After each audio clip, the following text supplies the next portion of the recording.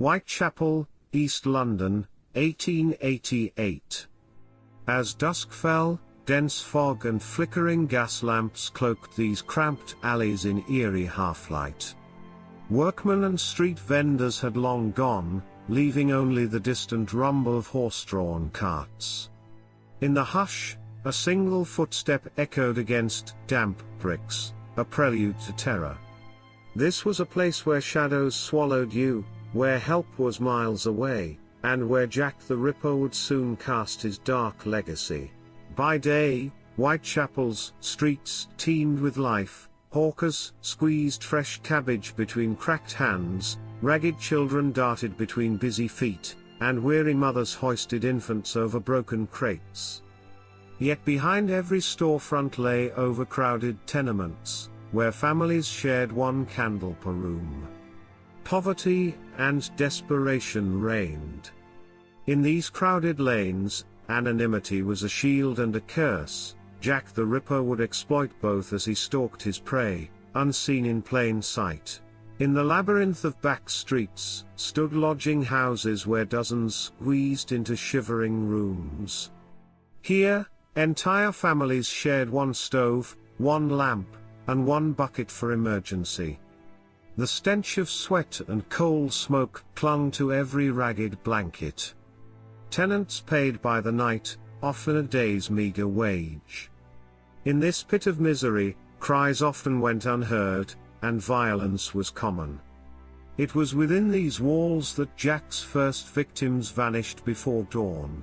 In the heart of London's Westminster, Scotland Yard was a hive of activity. Detectives huddled over ink-scrawled ledgers, mapping the narrow lanes where bodies might next appear. The Whitechapel map grew stained with red pins, each marking a brutal slaying.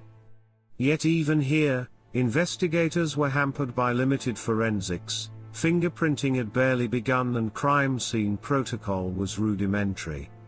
As panic rose, police struggled to stay one step ahead of an unseen killer. Early morning, August 31, 1888. Mary Ann Nichols lay in her rented bed at Bucks Row, unaware she would not awaken. At first light, a passerby discovered her lifeless form, blood-soaked and mutilated. Servants in nearby tenements spoke of a torn shawl and a gaping wound in the throat. Her death would be the first in a series that gripped London's underbelly, revealing a killer who showed no mercy and no remorse. By 5 a.m., the first of Jack's victims lay in silent witness. Bucks Row was eerily still, save for a lone carriage clattering past. The dreadful discovery, Mary Ann Nichols, her throat cut and abdomen mutilated. The stench of death hung thick in the air. Neighbors dared not linger. Word spread quickly, an innocent mother of 5, found alone in a silent alley. London trembled, for a new horror had arrived. Soon, Bucks Row was cordoned off. Canvas tents proclaimed a makeshift morgue and inquest station. Curious onlookers, some gawking, some praying, pressed against flimsy ropes. Paramedics in stained uniforms carried a stretcher draped in black. Whispers of murder ripped through spittle fields. Mothers hid their children, laborers averted their gaze. In the pale morning light, white tents stood as grim sentinels, marking where Jack the Ripper had again claimed an innocent. Investigators swarmed the scene, collecting hushed clues, a handkerchief soaked in Mary Ann Nichols' blood, and a butcher's knife slipped into brown paper. Forensic science was in its infancy, no fingerprints, no DNA. They measured angles of wounds, sketched grotesque photographs, and pressed bloody linens between pages of a ledger. In a city of shadows, these fragments offered scant hope. Jack the Ripper remained ghost-like, leaving only blood and questions in his wake. Just weeks later, Catherine Eddowes' body was found in Mitre Square under a pall of mist. The lamppost's feeble glow revealed another horrifying tableau, her throat slashed, body grotesquely mutilated.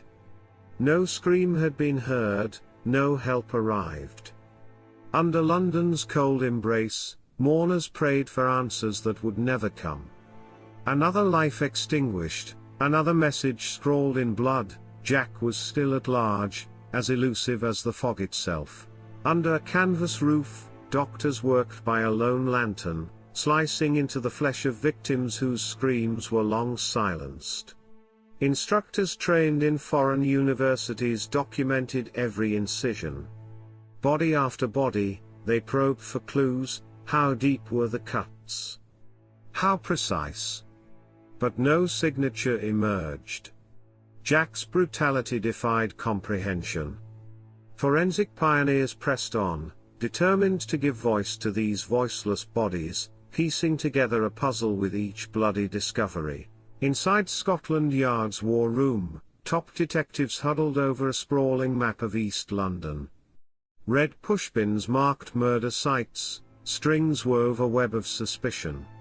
Chief Inspector Frederick Aberline pored over telegrams from outraged members of Parliament, demanding swift justice. But leads dried up as quickly as they emerged. Newspapers clamored for details. Amid the haze of cigar smoke and ink-stained papers, police fought a foe whose identity remained hidden. On September 27, 1888, a letter arrived at the Central News Office, signed Jack the Ripper. Editors rushed to publish its chilling lines, "Dear boss, I keep you posted on the next job." Panic swept the city as readers realized the killer taunted police through print. The letter fueled hysteria, every passing woman drew suspicion, every stranger a potential fiend. As presses churned out broadsheets, London was gripped by fear. Jack's voice now echoed in ink. Rumors spread faster than smoke. Jack the Ripper was everywhere and nowhere. Nightly, crowds surged to crime scenes, pushing against flimsy barricades to glimpse where another woman had died. Mothers pressed children close, men spat curses. Constables struggled to keep the restless mob at bay. Every whisper of a suspicious man sent shivers through Whitechapel. As fear took hold, neighbors eyed each other with distrust. Anyone might be the killer. In the race for answers, dozens of suspects were jailed, then released. Aaron Kosminski, an impoverished Polish barber, was rumored to harbor dark fantasies. Montague John Druitt, a respected barrister, vanished the day after a murder. And endless others, doctors, sailors, beggars, floated across police ledgers. Yet none fit conclusively. As days passed, detectives faced frustration. Jack was a ghost, slipping through nets of suspicion, leaving only shadows and whispered theories. By late 1888, Whitechapel's residents lit candles in memory of lost daughters. Mourners gathered outside battered chapels, clutching tiny flames against the icy night. Priests read solemn verses, prayers rose with the smoke. Parents, wives, and sisters whispered pleas for mercy, for justice that never came. Their tears reflected in candlelight, souls pierced by grief and fear. For them, Jack the Ripper was not an enigma but a nightmare come to life. More than a century later, science probes Jack's crimes anew. In a gleaming lab, forensic experts analyze fibers from a shawl once pressed to a victim's face. Under microscopes, they trace threads to specific factories. DNA from a torn fragment yields partial profiles, clues too faint to name names. Yet these tiny fibers speak volumes, reminding us that even the darkest secrets might one day be unraveled by relentless inquiry. Digital artists have pieced together a ghostly visage, combining witness sketches, forensic measurements, and period photographs. Projectors cast a translucent image of a man whose hollow eyes stare into infinity. While anonymity remains, this 3D portrait reflects every scrap of evidence: jaw shape, hairline, expression. It is not the face of a monster, but the face he might have worn. In 3D light, Jack the Ripper's shadow remains, haunting us still.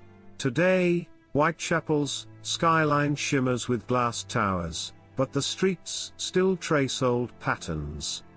On one side, modern tube trains rumble beneath buildings; on the other, an 1888 map shows where Mary and Nichols and Catherine Eddowes fell. The corners of Bucks Row are now a renovated courtyard, Mitre Square hums with commerce. Yet echoes of Jack the Ripper linger, reminding us that history lies beneath our feet, ever present. Even now, lantern-guided tours wind through Whitechapel's ghosts. Visitors huddle under the glow of a commemorative plaque, marking where unimaginable brutality occurred. Guides recount every grisly detail, voices hushed, as tourists shiver in modern coats. The city's pulse beats around them, people shuffle home, sirens wail, and life moves on. Yet in that moment, time warps, 1888 reawakens, and Jack's victims speak from beyond the grave. As dawn breaks over London, the fog lifts, but questions remain. Jack the Ripper's identity was never uncovered, and his victims' families carried scars for generations.